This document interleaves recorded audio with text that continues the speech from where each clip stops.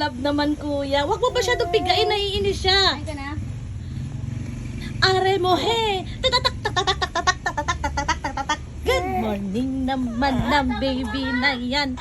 Kahit nakasimangot, pag nakatapat ang camera, happy siya. Alam nyo guys, kahapon may video ako i-upload.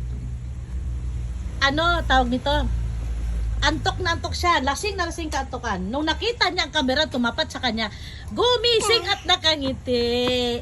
Ngayon, naiinis siya sa kuya niya. Kasi, ayan o, hinahag siya ng kuya niya, o naiinis siya. Pero tapatan mo ng camera, butiki.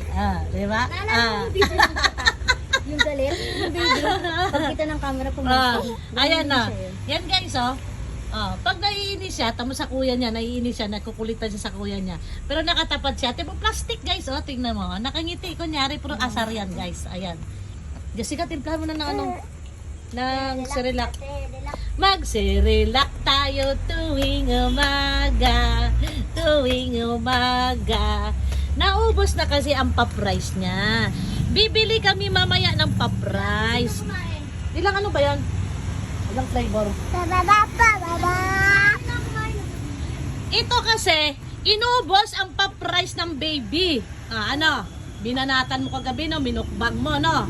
No, tawa-tawa ka dyan. Ay, sorry naman. Ay, sorry naman. Walang nakatapat na camera. Nagbablog ka, baby ko. Huwag mo na hawakan ng rep. Ay, ano? Cellphone. Bili ka daw. Ayan guys, so gusto niya hawakan ng cellphone. Sige, hawak mo. Hawak. Ayan. Kaso hindi na kita mabidyohan. Kuya, nagpa-vlog daw siya, kuya. Don't disturb. Hi, babing nagba-vlog. Pag nakatapat ang camera, naka-ready na siya agad. Bye!